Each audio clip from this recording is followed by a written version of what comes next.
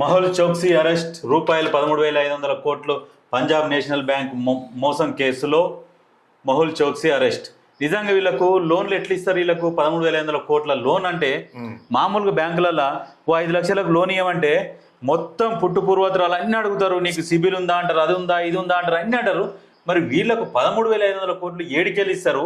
మరి వీళ్ళు ఎట్లా ఎగ్గొడతారు? వీళ్ళు ఎగ్గొడతానికి ఎవరు సహకరిస్తారు వీళ్ళకి? నేనే వజ్రాల వ్యాపారి మహుల్ చోక్సీ పంజాబ్ నేషనల్ బ్యాంక్లో 13,500 కోట్ల రూపాయలు అప్పుగా తీసుకొని ఎగ్గొట్టిండు. అంటే కొన్ని సంవత్సరాలుగా సిబిఐ కేసు నడుస్తూ ఉంది. బెల్జియం పారిపోయిండు. బెల్జియం పారిపోతే సిబిఐ వాళ్ళు ఏం చేసినట్టే బెల్జియంలో దాక్కుంటే ఆ ప్రభుత్వాన్ని ఒత్తిడి చేసి అయితే నిన్న అరెస్ట్ చేసినట్టు ఒక న్యూస్ వస్తూ ఉంది. ఒక విషయం ఏంటంటే ఈయన ఒక్కడే కాదు, గత ఒక 20 సంవత్సరాల నుంచి 20 సంవత్సరాల నుంచి చూసుకుంటే కొన్ని దాదాపు పదుల సంఖ్యలో 10,000 కోట్లు, 7,000 కోట్లు, 15,000 కోట్లు, ఇట్లా 3,000 కోట్లు, వేల కోట్లలోనే ఉన్నది. అసలు వాస్తవానికి వీళ్ళకి ఎట్లా రుణాలు ఇస్తారు? ఇన్ని వేల కోట్ల రుణాలు మామూలుగా సాధారణ పౌరునికి ఒక విషయం చెప్పాలంటే, ఈరోజు ఈ దేశంలో నిరుద్యోగం పెరిగిపోతూ ఉన్నది. యువత ఉద్యోగాలు లేక, ప్రభుత్వ ఉద్యోగాలు లేక, ప్రైవేటు ఉద్యోగాలు లేక నిరుద్యోగులు చాలా మంది అసలు ఇంకో అడ్డదారి తొక్కే అవకాశాలు కూడా ఎక్కువ ఉన్నాయి. ఎందుకంటే మరి లోన్లు ఇవ్వనప్పుడు మరి అడ్డదారి తొక్కుతారు కదా. ఏదైనా ఒక ఉపాయం. ఇప్పుడు వాడు ఏదో వ్యాపారం చేసుకుంటేందుకు లోన్లు పెట్టుకుంటాడు. లోన్లు పెట్టుకున్నందుకు నీకు లోన్ రాదు, మేము ఇవ్వలేకపోతున్నాం. నువ్వు 4-5 లక్షల లోన్లు ఏమో యువతకు ఇవ్వలేకపోతే మరి ఇట్లాంటి వాళ్ళకు 13,500 కోట్లు అంటే ఏడుకేళ్ళు ఇస్తారు, మళ్ళీ ఇస్తారు, ఇచ్చి వీళ్ళకు మాఫీలు చేస్తారు. ఎట్లా మాఫీ చేస్తారు వీళ్ళకి ఇచ్చి? ఇంకొకటి సజ్జన ఒక విషయం ఏంటంటే, ఈ రోజు ఈ దేశంలో యువతకు 3 మార్గాలు. ఒకటి ప్రభుత్వ ఉద్యోగం, ఒకటి ప్రైవేటు ఉద్యోగం, లేకపోతే ఏదైనా వ్యాపారం చేసుకోవాలి. ప్రభుత్వ ఉద్యోగాలు చాలా పరిమిత సంఖ్యలో ఉంటాయి. ప్రైవేటు ఉద్యోగాలకు కూడా కాంపిటీషన్ చాలా హెవీగా ఉంది. ఇంకొకటి నిరుద్యోగ యువత చేయాల్సింది ఇప్పుడు వ్యాపారం చేసుకోవాలి. వ్యాపారం చేసుకోవాలంటే పెట్టుబడి ఉండాలి.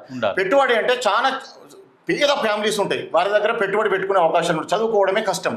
ఇటువంటి పరిస్థితులలో బ్యాంకులు కానీ ప్రభుత్వాలు షూరిటీ ఇచ్చి కానీ రుణాలు ఇవ్వాల్సిన అవసరం ఉంది. కానీ సాధారణ పేద యువతకు నిజంగా రుణాలు ఇవ్వరు. కానీ ఇటువంటి వాళ్ళకు మాత్రం వేల కోట్ల రుణాలు ఇస్తూ ఉంటారు. ఇవన్నీ ఎవరి పైసలు?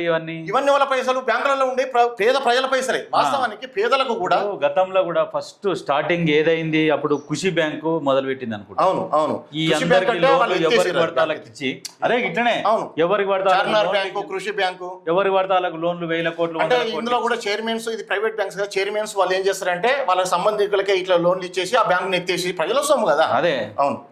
అదే నేను ఫస్ట్ ఎప్పుడు కృషి బ్యాంకు, తర్వాత చార్మినార్ బ్యాంకు, తర్వాత వాసవి బ్యాంకు, ఇట్లా ఏం చేస్తారంటే వాళ్ళ మనుషులకు ఇక లోన్లు లెక్కలు లేకుండా 100 కోట్లు 1,000 కోట్లు ఇచ్చి తర్వాత రొటేషన్ కాక ఈ బ్యాంకులు ఎత్తేస్తారు. బ్యాంకులు ఎత్తేసినప్పుడు ఏం చేస్తారు? అప్పుడు నిజంగా ప్రజలకు ఎక్కడికి వెళ్ళి ఇస్తారు? అప్పుడు బ్యాంకులు ఎత్తేస్తారు ఇక అంతే.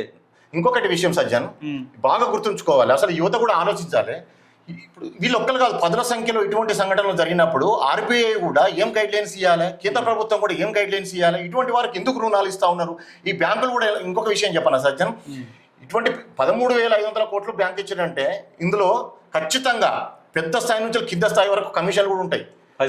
మేనేజరే కాదు, చాలా ఉంటాయి. అంటే పై స్థాయిలో నుంచి కింది స్థాయి వరకు దగ్గర ఒక 2-3 వేల కోట్లు కమిషన్ల రూపంలో పోతూ ఉంటాయి. ఇంకొకటి కూడా మనము చూద్దాము, ఒక మండల స్థాయిలో కానీ ఒక జిల్లా స్థాయిలో ఒక బ్యాంకు మనం లోన్ కోసం పోతే ఒక బ్యాంక్ మేనేజర్ ఏమంటారంటే, నీకు సివిల్ ఉందా, మీకు ప్రాపర్టీస్ ఉన్నాయా, మీకు సొంత ఇల్లు ఉన్నదా, బ్యాంక్ బ్యాలెన్స్ ఉన్నదా, మీ ఇంట్లో వాళ్ళకన్నా ఉద్యోగం ఉన్నదా, దగ్గరికి ఎందుకు వస్తారు?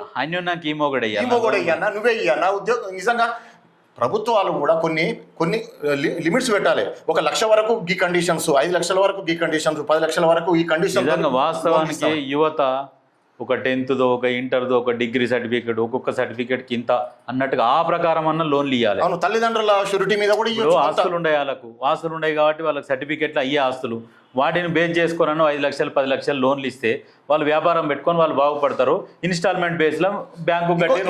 ఇంకొకటి సజ్జన్, ఒక నిరుద్యోగి వ్యాపారం చేసుకుంటే అతని కింద ఇంకో 5 నుంచి 10 మంది వాళ్ళకు కూడా ఉద్యోగం వచ్చే అవకాశాలు ఉంటాయి. మరి ఎంప్లాయ్మెంట్ క్రియేట్ అవుతూ ఉంటుంది. ఇంకొక విషయం చెప్పన్నా సజ్జన్, వాస్తవానికి ప్రభుత్వాలు కూడా ఎప్పుడు మీకేమన్నా వీళ్ళు ఎప్పుడు రూలింగ్ లో ఉండడానికి కోసం ఉచితాలను ఎరగా వేసేసి రూలింగ్ అధికారంలోకి వచ్చే ప్రభుత్వాలు ఎప్పుడు నిరుద్యోగుల గురించి ఆలోచించాయి.